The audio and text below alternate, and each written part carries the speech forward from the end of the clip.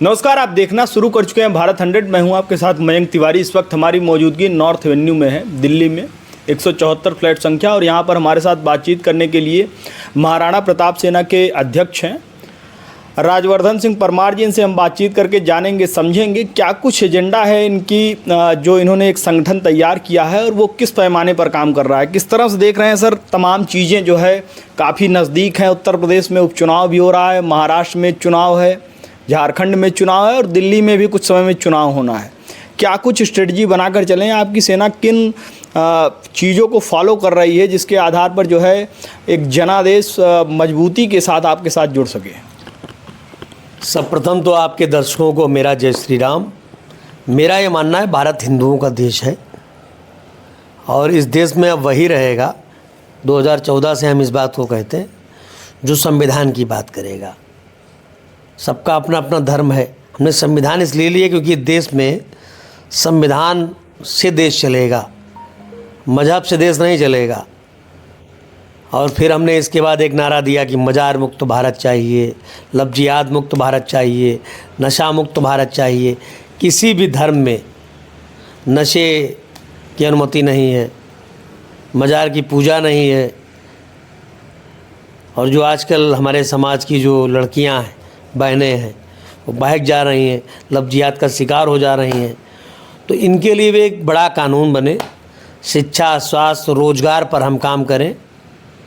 हम किसी एक पॉलिटिकल पार्टी को समर्थन नहीं करते, पर हमने अभी हाल फिलहाल में गुजरात का चुनाव हो, यूपी का चुनाव हो, हरियाणा का चुनाव हो, उड़ीसा का चुनाव हो, हमने जहाँ जहाँ भी मदद की वहाँ भारतीय जनता पार्टी की।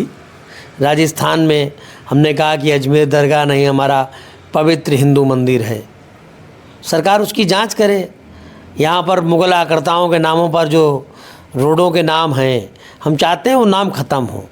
और जैसे हमने कहा हिमाऊ रोड का नाम अहिल्याबाई होलकर जी के नाम पर हो, फिरोज शाह रोड का नाम भगवान बिरसा मुंडा जी के नाम पर हो। ऐसे तमाम हमारे एजेंडे हैं।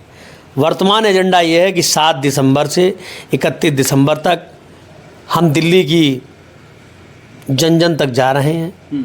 हम चाहते हैं दिल्ली में ना भाजपा चाहिए, ना कांग्रेस चाहिए, ना आम आदमी पार्टी चाहिए। हमें तो यहाँ जनता की सरकार चाहिए, जो जनता।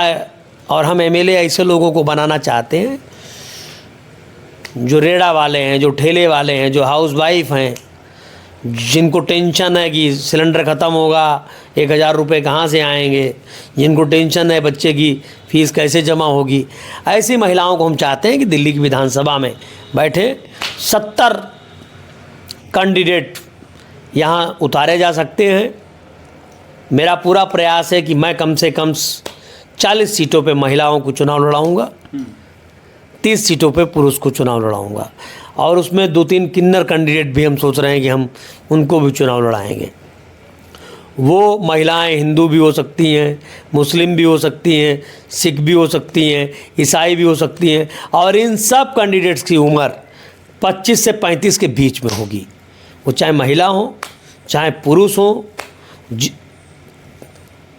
25 साल से 35 साल वाले व्यक्ति को ही हम 70 सीटों पे चुनाव लड़ाएंगे। किसी पुराने राजनीतिक व्यक्ति को हम किसी प्रकार से टिकट नहीं देने वाले हैं। जो विधायक रहा होगा, पार्षद रहा होगा, ऐसे किसी व्यक्ति को हम चुनाव नहीं लड़ाएंगे। हम दिल्ली में एक नया प्रोविज़न तैयार करेंगे। आने वाले देश में जो यहाँ भी चुनाव होंगे वहाँ हम महिलाओं को हिस्सेदारी देने की बात सरकारें करती आई हैं, लेकिन हम चाहते हैं कि बात करने से काम नहीं चलेगा, करके दिखाना होगा। तो उसीलिए हमने एक यात्रा का नाम दिया सत्ता परिवर्तन यात्रा। दिल्ली में पॉल्यूशन है, यमुना है, बहुत सारे ऐसे विषय हैं जिन पे हम अपनी प्रमुखता से बात रख रहे हैं।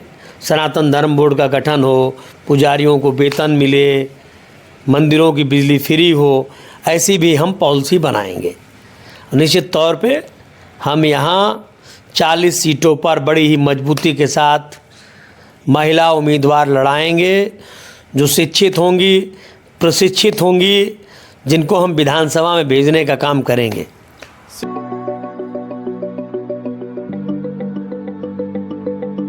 शिक्षा, स्वास्थ्य और रोजगार की आपने बात की और आम आदमी पार्टी लगातार दावा करती है कि हमने जो है शिक्षा व्यवस्था को पूरी तरह से बदला है। प्राइवेट स्कूल्स की कैटेगरी में उनके गवर्नमेंट स्कूल आए हैं, उनका पूरा दावा रहता है। और साथ ही साथ में अगर स्वास्थ्य की बात की जाए तो मोहल्ला क्लिनिक से लेकर तमाम ऐसी योजनाएं हैं जिसको लेकर वो लगातार चर्चा करते हैं और उस पर उन्होंने काम भी किया है।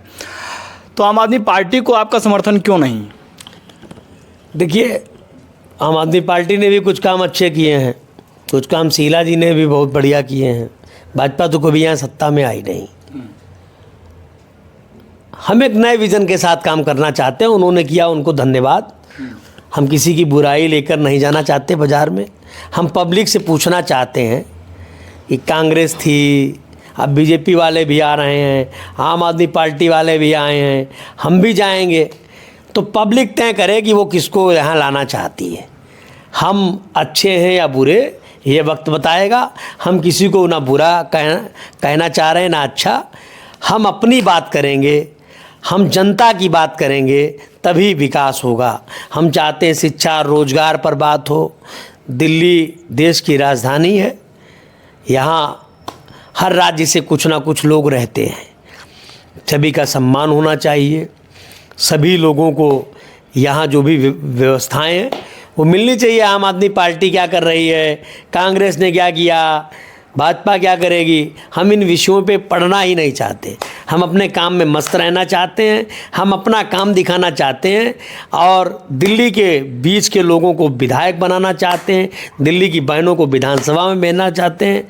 दिल्ली में जो बहन चुनाव लड़ना चाहती हों, जो भाई चुनाव लड़ना चाहते हों, ऐसे युवा जो समाज के लिए कुछ करना चाहते हैं, जो अपने मोहल्ले के लिए कुछ करना चाहते हैं, अपनी दिल्ली के लिए कुछ करना चाहते हैं, ऐसे लोगों का हम स्वागत करते हैं।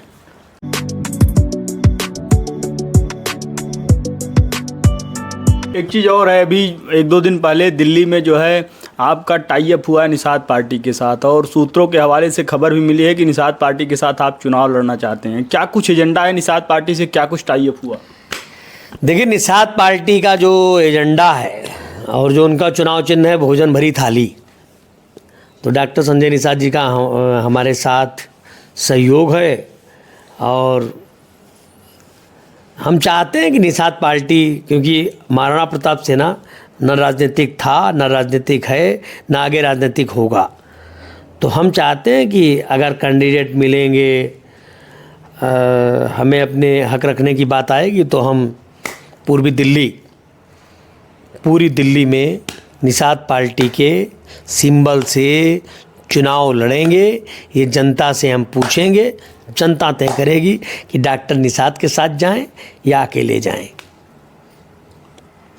तो ये थे हमारे साथ राजवर्धन सिंह परमार जी, जिनका साफ तौर पर कहना है कि दिल्ली में जो है ज़मीनी मुद्दों को उठाने का काम किया जाएगा और उन मुद्दों को जो है एजेंडा बनाया जाएगा जिस पर जो है पूरी तरह से फोकस हो और साथ ही साथ में जिनका हर एक ज़मीनी व्यक्तियों से जुड़ाव हो, उस पर पूरी तरह से लगकर ये काम करने की एक कवायद कर रहे हैं और इसी को लेकर उसी पार्टी को समर्थन देंगे जो इनके इन मुद्दों पर खड़ा होगा। देश दुनिया की तमाम बड़ी खबरों के लिए जुड़ रही है हमारे साथ, देखते रहिए भारत 100।